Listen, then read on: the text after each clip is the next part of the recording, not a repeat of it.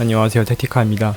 오늘은 챔피언스 리그에서 좋은 모습을 보여주며 1차전에서 미넨을 3대 0으로 꺾은 과르디올라 감독의 전술을 분석해보겠습니다. 과르디올라는 최근에 계속해서 많은 센터백을 한 번에 기용하는 3-2-4-1 전술을 쓰고 있습니다. 특히나 존 스톤스의 움직임이 인상적이었는데요. 어떤 식으로 움직임을 가져갔는지 천천히 보겠습니다. 먼저 빌드업 과정입니다. 빌드업 시에는 스톤스가 올라가 로드리와 더블 피벗을 형성하는 3-2 빌드업을 기본으로 아케와 아칸지는 넓게 벌려섭니다. 바로 위에 긴도안, 내려온 홀란드의 패스 거점의 라인을 만들면서 라인과 라인마다 전개할 수 있는 거점을 마련해놓죠. 수비 지역에서 빌드업 할 때는 에드르송까지 올라와 디아스 옆에 위치하는데, 이렇게 되면 골키퍼도 또 하나의 필드 플레이어로 취급되어 마치 4-2 빌드업과 같은 형태를 만들어낼 수 있습니다. 맨시티의 패스맵을 보면 정말 신기한 형태로 되어 있는데, 이렇게 보면 마냥 U자 빌드업만 한 것처럼 보일 수도 있지만 그 선수들의 평균 패스 액션 위치에 따라 나타난 네트워크이기 때문에 다음과 같은 포진이 100% 정답으로 보기엔 어렵습니다.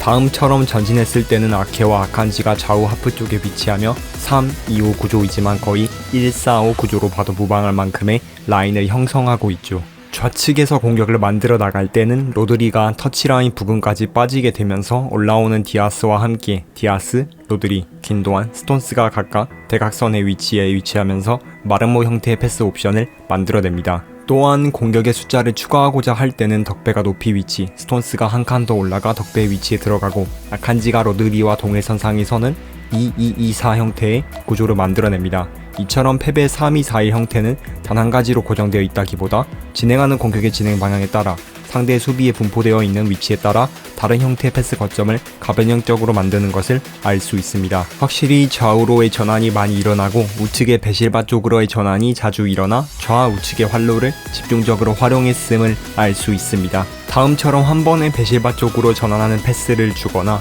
아칸지가 볼을 몰고 올라가 베실바에게 전개합니다. 이때 균도안, 덕배는 각각 좌우 하프 스페이스에 위치하며 패스 거점을 만들죠. 이후의 공격 패턴은 베실바가 우측면에서 드리블링을 하며 미넨의 두 명의 수비를 끌어들이고, 이렇게 되면 덕배 쪽으로 붙어야 할 수비 한 명이 끌려 나옵니다.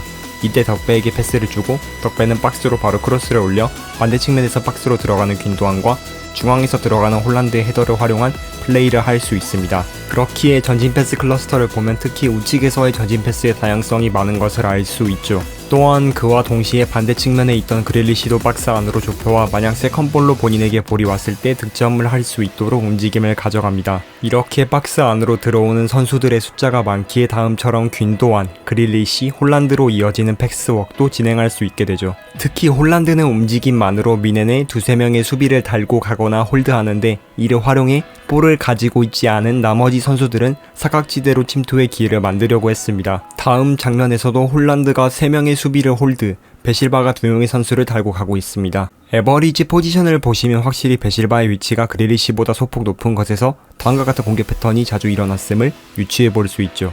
이어서 패턴을 보자면 베실바는 올라온 스톤스와 패스를 주고받으며 밀집되어 있던 미넨의 수비 간격을 벌리고, 이때 순간적으로 로드리가 마크맨이 없는 자유로운 상태가 됩니다. 다음 히트맵에서 로드리는 최후방 빌드업부터 공격 지역의 공격 하단까지 굉장히 넓은 반경으로 움직인 것을 알 수 있는데, 다음 장면에서 결과적으로 스페어맨이 된 로드리가 패스를 받아 지금 뒤에서 오는 수비 한 명을 탈압박하고 가마차기 후 득점까지 연결시키죠. 이번 경기에서 특징의 또 하나는 덕배와 긴도안을 활용한 하프스페이스 공간인데, 이들은 서로 대부분의 시간을 각자 다른 포지션에 위치하면서 공격 루트의 다양화 작업에 기여했습니다.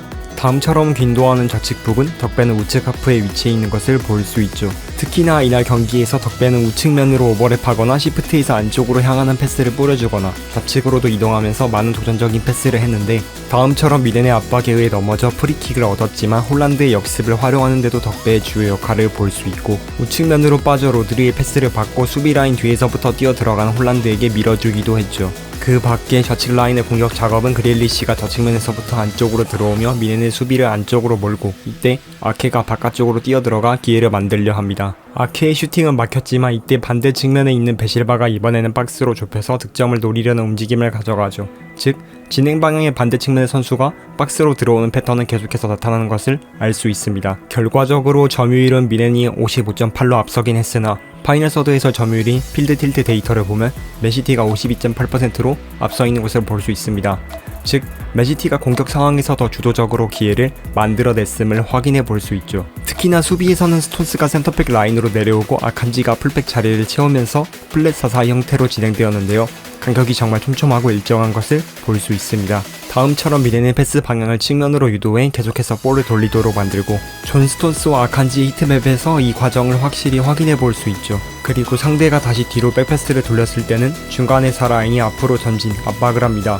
즉 미넨이 패스 루트를 만들기 어렵게 만드는 것이죠. 맨시티의 소유권이 없을 때 영역 컨트롤 데이터를 보면 특히나 수비 지역 선수들이 얼마나 넓은 범위를 커버했는지 알 수 있습니다. 만약 미넨이 안쪽으로 패스를 시도했다면 2선 라인의 선수와 3선 라인의 선수가 앞뒤로 압박을 걸어 빠르게 소유권을 가져오죠. 로우 블록되는 4-4 라인이 미넨 최전선 4라인의 선수를 가두어 공격을 봉쇄하고 하이 블록되는 4-4-2에서 4-2-4로 바꾸면서 1차적으로 4의 라인이 1차 압박을 가하고 라인을 벗기는 패스가 발생했을 때 이 라인이 즉각적으로 올라가며 소유권을 가져옵니다. 이처럼 다양한 형태의 수비 과정과 공격 과정을 보여주는 3-2-4의 시스템을 어떻게 FM에서 구현할지 의문이실 텐데요. 저만의 방식으로 가능한 비슷하게 구현해봤습니다. 네, 다음과 같이 4-1-1-4로 배치를 했는데요. 스톤스를 수비 라인에 배치한 이유는 수비시 결국 백포로 만들어야 하고 로드리와 긴도안을 다음전을 일자로 배치한 이유는 공간을 비워놔야 스톤스가 올라올 수 있겠죠? 그러므로 의도적으로 비워둔 겁니다. 아칸지 주변에도 아무도 없으니 아칸지가 넓은 범위로 움직일 수 있는 트리거를 마련해 놓고요. 아칸지는 왜 풀백 수비를 안 했는지 질문하신다면 아칸지가 풀백이 되면 오히려 전술의 틀이 크게 달라질 수 있기 때문입니다. 전체 지침을 보조, 지배형으로 해주고 약간 넓게 양쪽 측면 노리고 수비진 빌드업, 침착 골 찬스를 켜줍니다. 전환 시에는 짧게 차라 역습 정도만. 최전선 라인 한 칸 올리고 압박 게이지 최대로 해줍니다.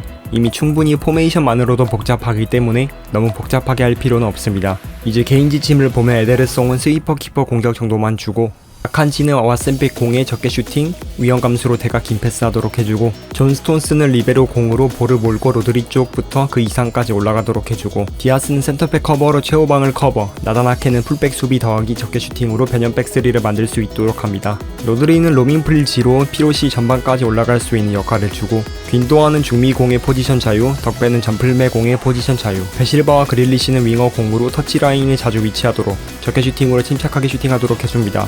윙어 공으로 두어도 충분히 피롯이 안쪽으로 파고듭니다. 엘링 홀란은 컴플 포워드 주고 따로 지침은 필요 없습니다.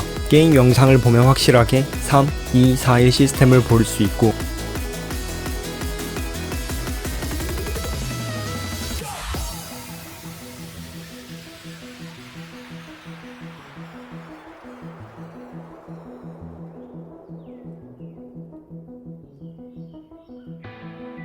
(4-4-2) 수비 과정.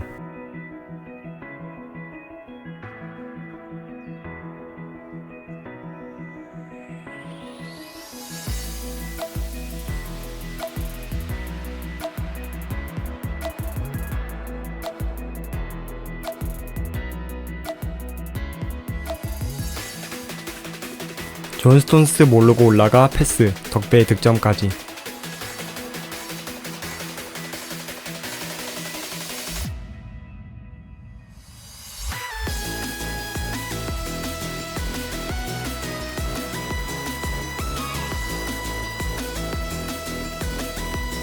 전환 패스 받은 베나실 반대로 전환 패스, 이때 덕배 박스 침투, 그리고 득점.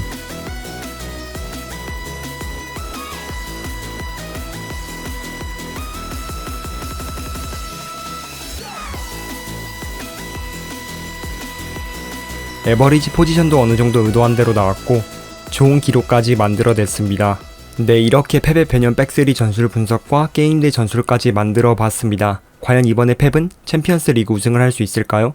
시청해주셔서 감사합니다.